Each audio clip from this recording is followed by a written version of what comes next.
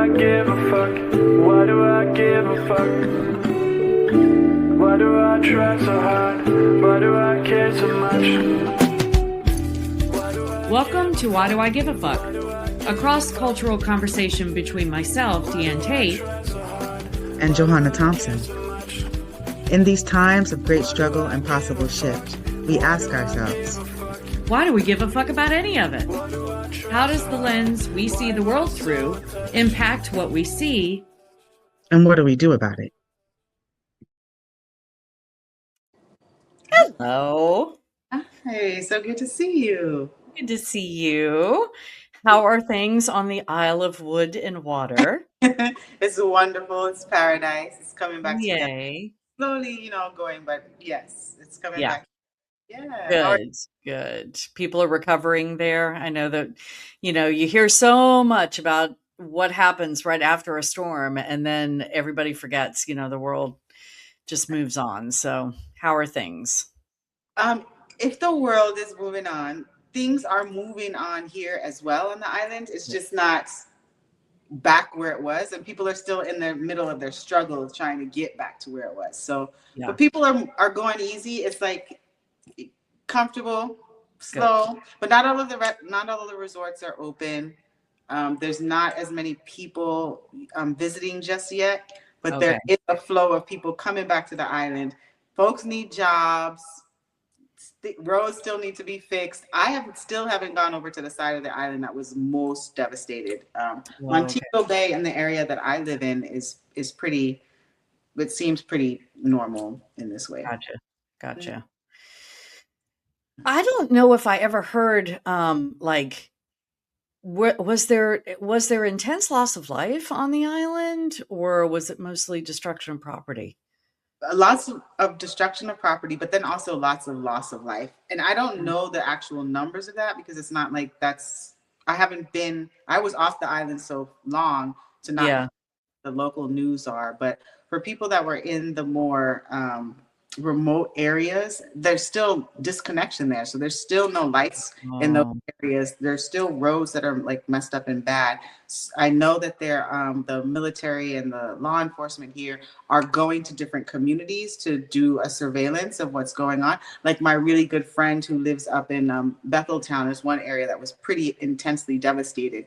She just last week had folks from the government to come up to her neighborhood and do a surveillance. And that's just surveillance and take like note of what has happened, and not with any actual knowledge or recommendations as to like when there's going to be support for repairs. So people are still trying to like get their self together in a major way here on the island. And people are still like looking for work, because if the major resorts are not open, that's one of the main economic vehicles here. Right. So all of those people at the resorts don't have those jobs. So you have a lot of people that are looking for employment, and the resources to do the repairs from the actual destruction of the buildings has been slow coming, because we're in a war. So transport and all of those things that are happening, it's just taking time. People are in good spirits, which is why I love being on this island, because like the vibration doesn't change as far as how people's energy goes, but it is slow rolling, and you can feel the stress and the tension of not having the same economic platform. That's not the word I want to use. The same type of economic viability as when there's tourism coming true. Yeah, the stability and and here we are, getting ready to roll back into the next hurricane season. So I suppose folks on the island are used to that. I don't know. I don't know how you do it. Yeah. I don't know how you do it. I mean, I also live in Florida too. So like, hurricane season and this type of weather is the thing that's like the economic cost of having beauty and living in paradise and living in places that are always tropical. And the fact that we're having like all of this new environmental destruction on. Yeah, I know. I know. I used to live in Florida in a previous life, and it was North Florida. So the South.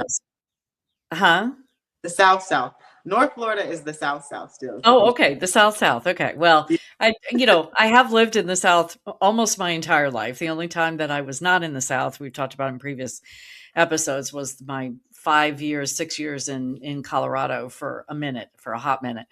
But yeah, I did live in the northern part of Florida on the East Coast, and I hear people talk about moving to Florida, and I'm just like, why? With climate change getting, I mean, besides all the things that are happening in Florida anyway, but with climate change getting worse, and the very high probability that you would have to evacuate at least once in every hurricane season, I'm just like, I can't. I would not. I wouldn't want to live in that. That's no offense. I know you love Florida, but I wouldn't want to live in that state. You couldn't pay me enough money to live there. But Well, sorry to all of our listeners or viewers in Florida, but yeah. Florida is a very hard way to go as far as like living goes, especially because of the administration there.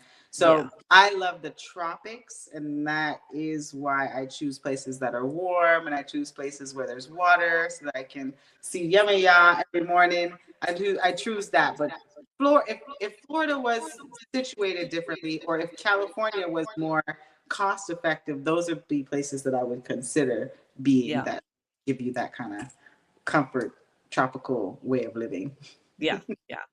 Well, that's definitely a difference in the two of us, because I moved up north to get, away from the heat, and which I know most people are like, what is wrong with you? I mean, if I had a nickel for every time people ask me, not so much now because I've been here for a minute, but when I first moved up here, people would say, oh, where'd you move from? And I'd say Charleston, South Carolina. Like, why did you move up here from there? I just, in this latest chapter of my life, I'm just a lava blood walking around. And so being in the heat to me is just horrifically uncomfortable because I'm hot all the time. So, you broke up with the South. Yes, I did. We talked about other breakups last week, and and this time I broke up with the South. Yeah. Kind of.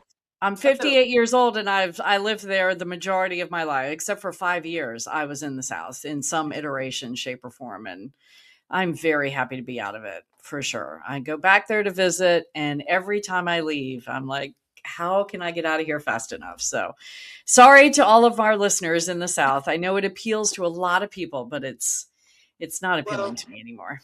It's the U.S. South, and in this moment, I think it's like really critical to point out that in U.S. history, and as we're talking about like this being in this year of this 250th anniversary, the South is the place where we really get the core of like, what U.S. culture looks like and feels like. I mean, and it really is the thing that speaks to how the United States goes, which is why I wanted to come back to that conversation now, because we did get some interesting comments on the conversation about the breakup with a friend. And so we did. And I wanted to make sure that we responded to the comments, because it's always an honor to know that our listeners are listening and that they're participating and engaged in our conversation. Yes. And to hear what they're thinking about. What were you going to say? You love? Yeah, I love getting comments. I'm so excited when I see that somebody's given us any kind of feedback. And, some of the comments that we've had on past episodes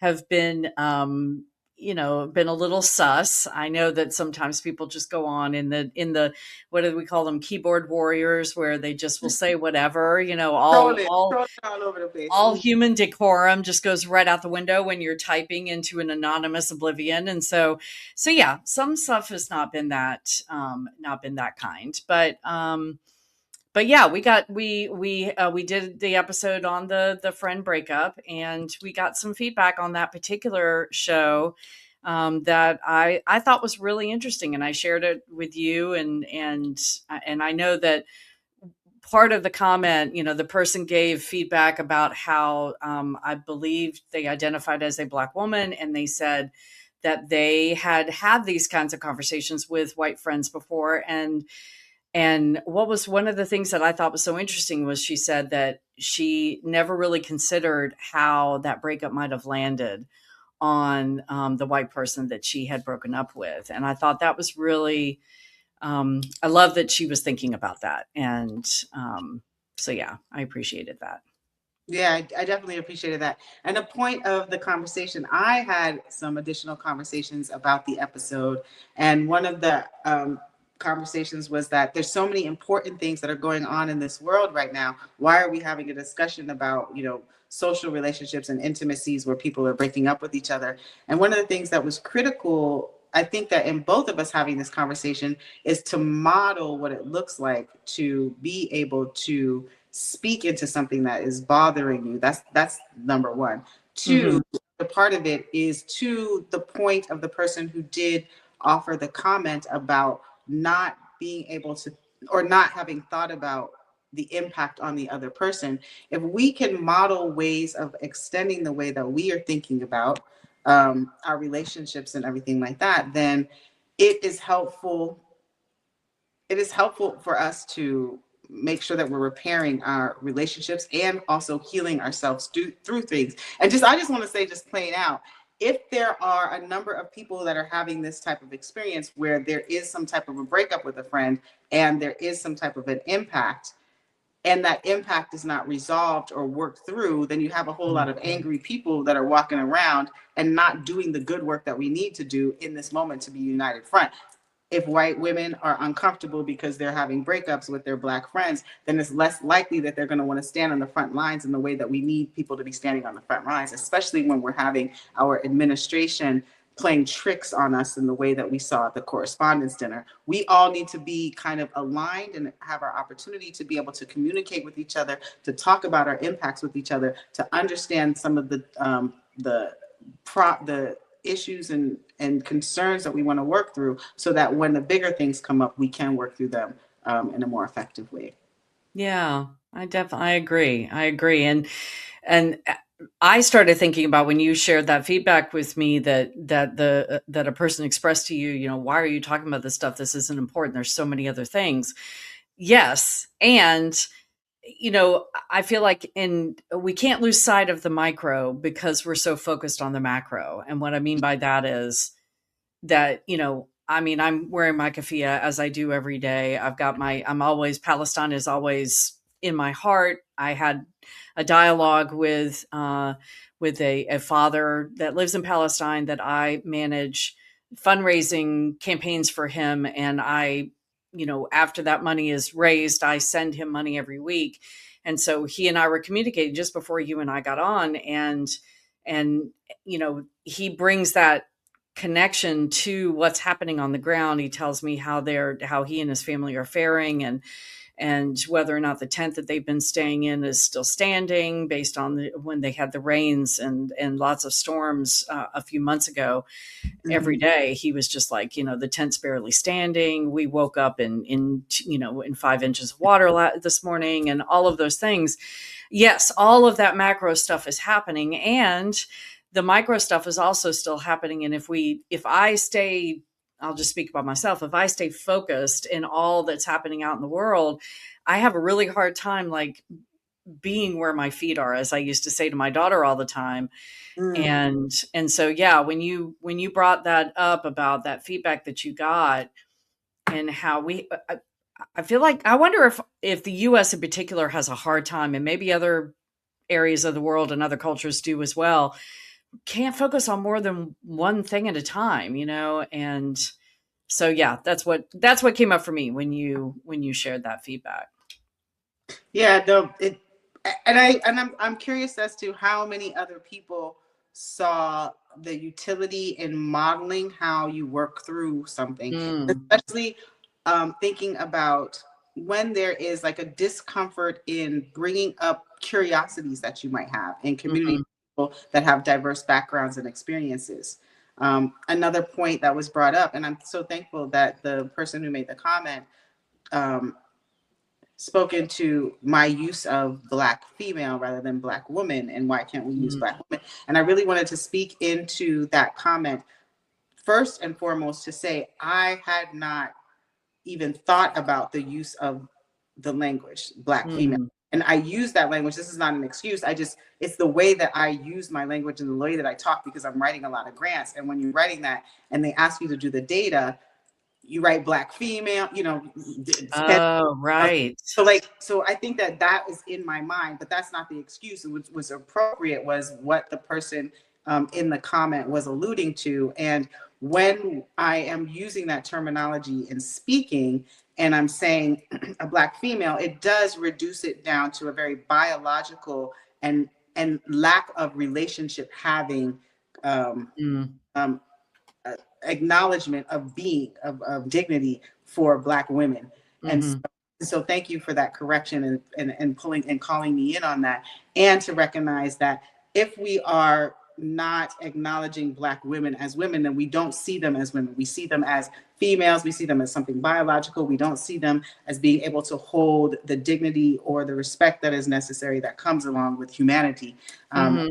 I am going to offer that correction and be thankful for the person to say, yeah, I wish we could say Black women instead of Black females. And it's important to check in with how your language is having an impact on other people, because it isn't, I don't want us to be thinking about Black women, or me sitting in this conversation with you as a Black identified woman, and being reduced to anything less than that, as we're on a scale of having a conversation and knowing that we're coming from diverse backgrounds in the way that we are. Yeah. Thank you for that. And Thank that's important. And it's also important for other people to know and think about. So, and I'm also confident enough to be able to say, yo, you're right. We have to remember that it's very important to help remind other people through the language choices that we make. And if there is an impact, for somebody to be able to comfortably communicate that impact, and me not take that as an affront or anything, but be like, Mm-hmm. oh, this is something I wasn't thinking about, and let me speak into why it's important to acknowledge the comment and acknowledge why the change is important. And it doesn't hurt me to make that change. It actually elevates Black womanhood, and the dignity that we hold amongst each other as we're in communication. So I really appreciate that. Yeah, I'm sitting here, I'm listening to you, and I'm really appreciating your responsiveness to that. And I'm also wondering to myself, because in all of our conversations, I've heard you use Black female before, or white female, or, a female male as instead of woman and man. And I gotta say, I probably have had a reaction to it. And Mm, so I'm curious about why I never said mm, anything about it. And I think so that's the first thing that's coming up for me. And I'm wondering if this is kind of to that episode when when I was talking about labor, and when you were asking me, did you give her any feedback about how this landed on you or how it felt to you? And I said no, because I felt like that would be asking for more labor, and I didn't want to do that. And I think if I were to make a determination right now, I think that I haven't given you any kind of feedback on using female and male instead of woman and man, because you are a Black woman, and because, especially if you're speaking about Black females, I'm like, I'm not going to correct you on that. That's not me. And even to that point, when I saw this comment and mhm, I saw she spoke into, why is she saying Black female instead of Black women? And I even told you before we got on here, I wasn't gonna respond to that, because that's not my place to respond. It's, the comment was aimed at you, and I wasn't gonna get in between two Black women talking about something. And so I'm wondering if that has anything to do with why I haven't said, or given you any kind of feedback or spoken into, because I do bristle at that, especially when men do it, white men in particular, but I've also seen Black men do it as well, using female instead of woman, especially or using girl instead of woman, the broad lexicon of calling all of us girls, but there's a distinction between boys and men. That's always, because that feels infantilizing, and it always feels reductionist to mhm, me. But I also wonder if some part of it is the fact that female and male speaks into the binary that we're all learning is more fluid than than maybe the societal teachings would dictate. And so, the word woman to me, and even the word man versus male, feels more inclusive, maybe, of a broader spectrum outside of the binary. That's something that popped into my head while I was listening to your responsiveness. And so maybe that's why I bristle at it instead of, but yeah, anytime a man calls any kind of uses female instead of woman, it always pisses me off because it feels reductionist. It feels like, Yeah. it's like that. It's like, husband and I now pronounce you man and wife, and now we mostly hear husband and wife if it's at a, heterosexual wedding. But the man and wife thing always pissed me off because it's like, oh, he's a man, but she's not a woman anymore. Now she's a wife, And so I don't know. Those are just the things that came up in my mind. Though. Yeah. I would offer that there is a distinction between woman and wife and all that. Oh yeah. I'm just saying, Sure. these are just the different, the different iterations of that space that comes up in my head, and I feel I have a responsiveness to it when I hear it. So yeah. And so one of the things that I'm highlighting out of that is the comfortability on when it is that you offer a curiosity about why is it that you're using a word choice, and also communicating what the impact of that word choice is on people. And this is something that I have encountered in a number of different ways throughout my life. One, culturally being in a different place than the US, or whenever you travel and you say something and you do have to check in with people like on understanding what the context of the language that you're using. And also just to think about, to your point of binary, there's a diversity of people and the way that they choose to identify themselves. And I also want to be in the respect of that. I don't have like, again, that was just the vernacular that I chose, male. And I do that for, males too. See, I'm doing it now. Now I'm checking in with myself, but I do it for males too. Because, I ascribe to most male people as penis people when I'm in my just regular conversation with people. That's the truth, because there is a specific experience that I've had that helps me to call that in, but I wouldn't, generalize that to people that I don't know. That's a more intimate conversation, but people need to be and want to be identified in the way that they want to be identified. And I think it's easy to honor and respect that. And so Absolutely. being able to do that helps us to, I want to get back to kind of the serious conversation, helps us to be able to navigate kind of what's going on in the world. These conversations on this level are important because it really speaks into valuing other human beings and human dignity. It's just bottom line. And that's not what we're seeing in our world today. We're not seeing the value and having human dignity and people being allowed their dignity and being allowed the way that they want to identify as being now told you have to identify into this specific way. And those narratives typically come out of US culture and convention and impact the entire world. And so if being people from the US, having a very clear understanding about that culture, if we are not being introspective about these conversations and this impact, so that we can also share that understanding with the world as we're also sharing these narratives that the US continues to create. And I'm saying create because we really just had this current event that happened, or this debacle at this correspondence dinner, where there was a human that ran through the security and had a whole responsiveness from law enforcement at the correspondence dinner, where shots went off, where Trump and JD Vance were rushed off of the stage, and then it lent the perfect environment for them to have this kind of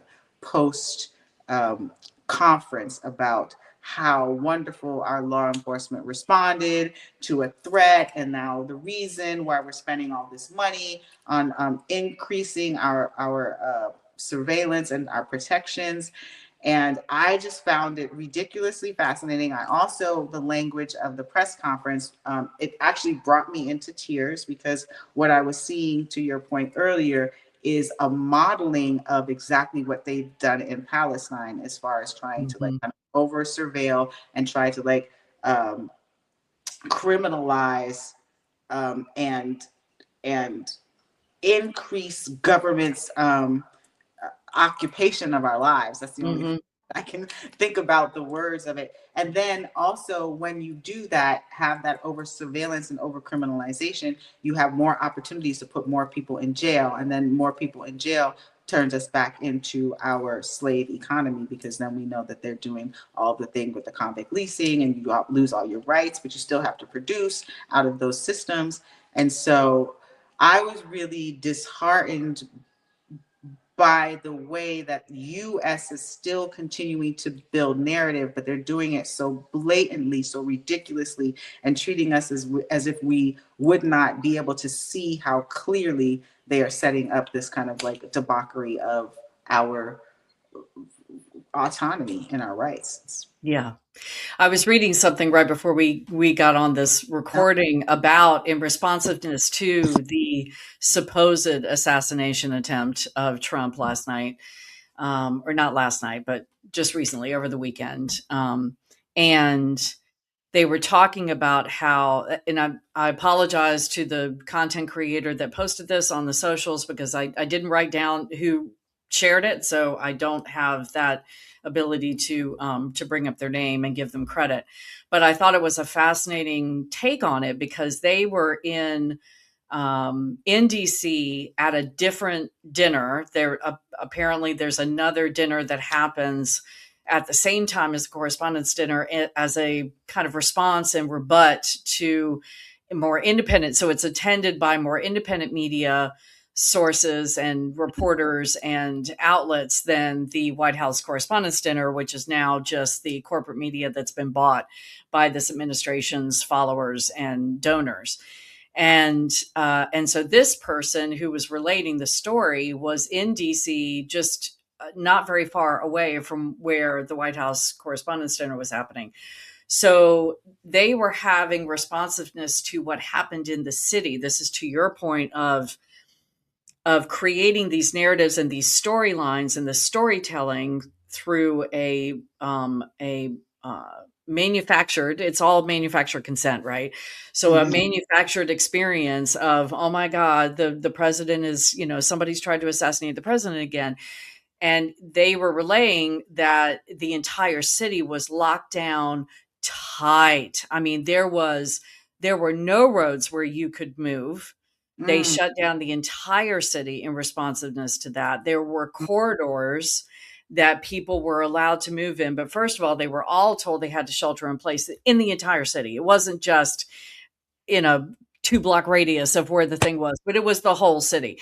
And then they had to shelter in place for a certain period of time. And then when they were allowed to leave, they were only allowed to go down certain streets and certain corridors, and everybody in single file line. And they had to, and this person that was relaying the story was doing it within the context of saying that this was a test, that creating the scenario, and I know you just said this, so I'm reiterating based on the words of this other person, that they created this situation so that they could see what it was like to shut down the capital of this country.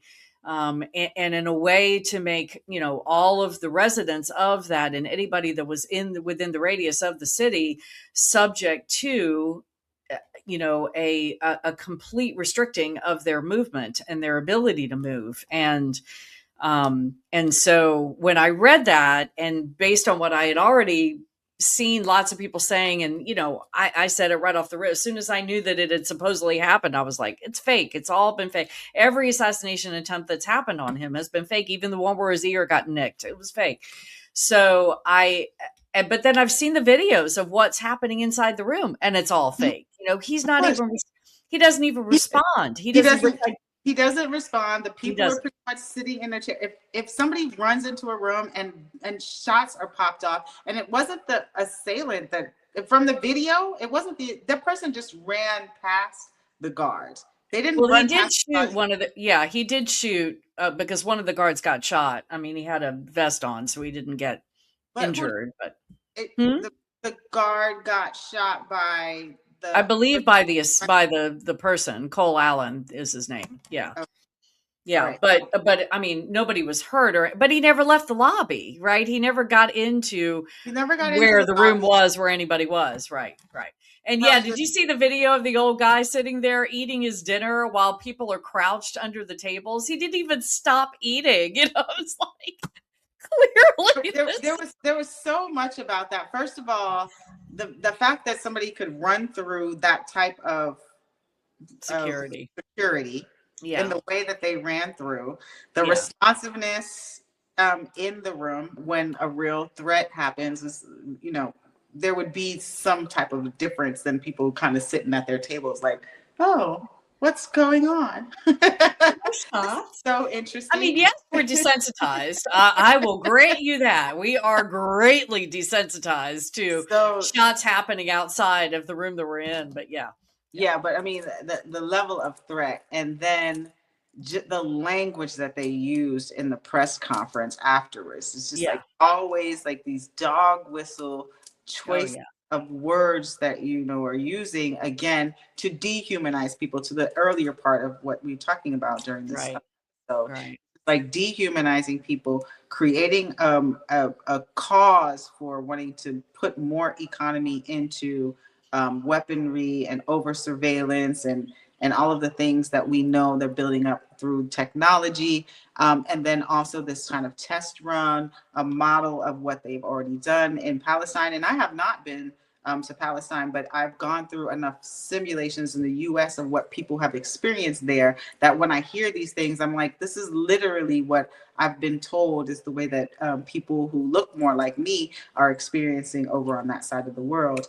Yeah. And it's disheartening to be able to step back and see it and know what the outcomes are going to be. And it's not like it wasn't written and it wasn't like laid out that this is what the plan was, but to be seeing it in real time. I keep on thinking about to the fact that this current administration ran on a platform of removing big government out of people's lives. And this is the most government that we have experienced in my lifetime thus far as censorship, as far as over Yep. surveillance, as far as taking away supports that we pour into through paying our taxes on an annual basis. It's just like, and the level of kingdom that we're experiencing since our 250th inception of the creation of the United States, the amount of kingship and kingdom and it's just like, what is the US becoming? What I would almost say, what has it always been under the surface and now has become this blatant? It's the fear, the fear that they use as the core to every narrative. I mean, if we're, I think you and I are, and many others are already saying that this whole assassination attempt was fake.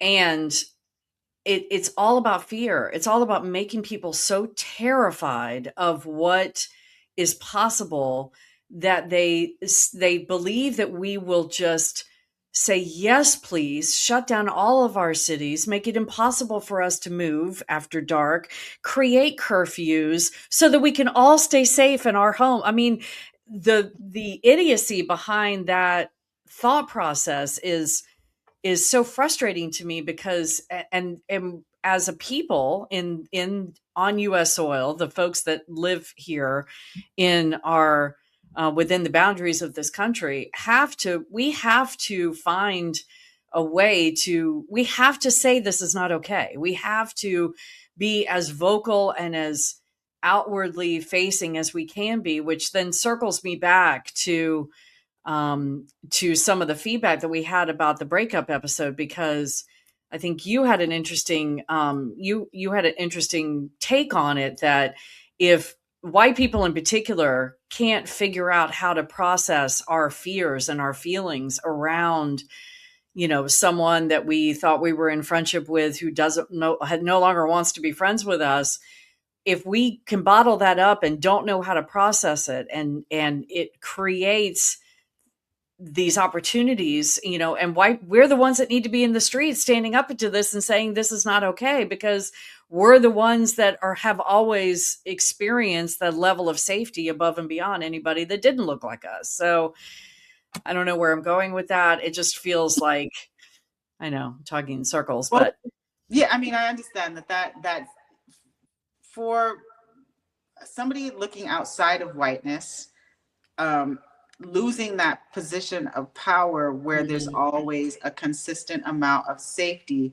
is a hard place to exist in, and it's a hard place to exist in. I mean, like, when the bully is back in the corner, the bully is going to lash out. And right now, the demographics of the United States are shifting, where the bully is not the majority anymore. And I'm using this term loosely. The bully is not in the majority anymore, and the bully is lashing out. And the bully has said, this is what the plan is going to be to reinstate my position and make sure that we're doing this through the tactics that have always worked throughout history, which is creating fear, because people in fear are then in a heightened sense of existence, right? And now we have to go to the biology of it. Their amygdala is only having them make choices that are very black and white. It's very hard for you. What is that? The reptilian brain. Yeah. You know what I'm saying? Yeah. It's very hard for you to sit back when you are in a state of fear, other than to say yes and no, like that, because that's the choice that you're making. Your body is going to make fight or flight, flight or freeze. Yeah. It's a very binary way that you make decisions when you are in fear. So the tactic that they're using is a tactic that is actually brilliant and makes the most sense, because you're just going to get the yes or no. Yes, do you want safety? And this is the way that we're offering you safety. Now we're giving you more technology and giving you more law enforcement and putting our money into that, so that then we have more of the control that we want to have. And before you turn around and say, wait, this is not what we wanted, which is the state of the world today. We have, people have put this person in a position of power, with a lot of people in support in our cabinets and in our judiciary. And so because of all of that, now they're able to move forward in a plan, and we're all in a state of fear and, oh my God, and I can't believe do. Yeah. And all we have is the yes or no. So the tactic has been tried and true. And it is an opportunity for us to recognize the tactic, recognize the fallacy in all of these false narratives, recognize that they are creating conditions for us to want to, or to feel like we just have to follow along with whatever it is that they're offering to us. Right. But there is enough power in people coming together to say, no, this is not going to be acceptable. What is not sustainable for people who are raised in U.S. culture.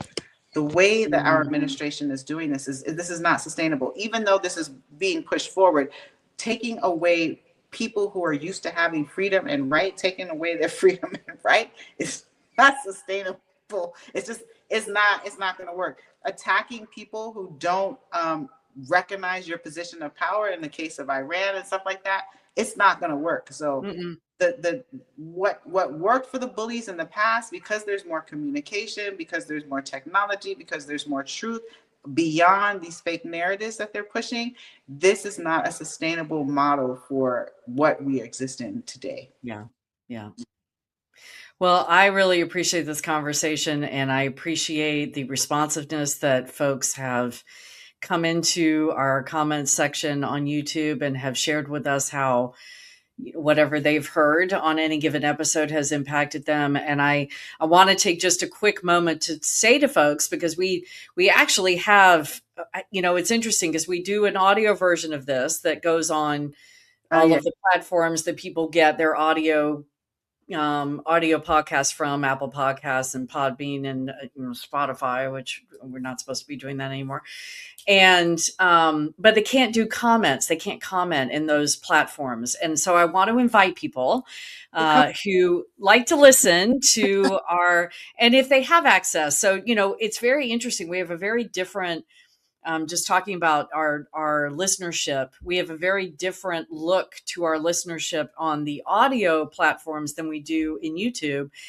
We have over 55 countries represented of people that are listening to our podcast on the audio platforms. Yay! Shout out to everybody that is out there that listens. We got a lot from Vietnam just last month. We got in one day. It just exploded. So anyway, I love looking at our statistics on the audio platforms and seeing which countries, what new countries have we gotten folks from today. But then the YouTube is a little bit different. It's moving differently. It was all USEN in the beginning, and now we're starting to get some more countries kind of involved. But I want to invite people who might be listening to us on an audio platform that if you have access to YouTube, you can listen if you prefer to listen and not watch. I don't know why you wouldn't want to see our beautiful faces, but if you prefer to listen, you can listen on YouTube. You can, there's an audio version that feeds directly to our YouTube as well. So the great thing about it is that you can comment on what you hear, what you liked, what you didn't like. If you have any questions for us, that's all wonderful. So I encourage anybody that listens to us on the other platforms to come and check us out on YouTube, because they'll have the opportunity to interact with us and to share comments, because we love hearing from our listeners and our viewers and getting feedback and being able to communicate with you. So, but just to let you know, if you are not familiar with how YouTube works, if you subscribe to our channel, which I highly recommend you do, you also, Let's get some more subscribers and a little yes, more. we need more subscribers. We hit one level and one platform, but we want more. But also too, once you subscribe, there's like a little bell under the subscription button or right next to it. And if you click on that, you can set your notifications to get alerts every time we have a new upload. If we go live or that kind of thing, you'll get a notification. So I encourage you all to do both of those things: subscribe and click that notifications bell, and make sure you get all of our notifications of when we are on and when we upload new episodes. And please leave a comment. We would love to hear, because we really appreciate that person that came in and let us know what their feedback was on last week's episode. So want to hear from you, because it makes our conversation so much more robust. It does. It really does. It really does. We do. All right. Well, thank you, my friends. We'll see you next week. Why do I give a fuck? Thanks for joining us. Until next time, as you move throughout your day, continue to ask yourself, Why do I give a Why Do I Give a Fuck is produced in collaboration with Johanna and Diane. Music by Norwegian musician Water. See you next time.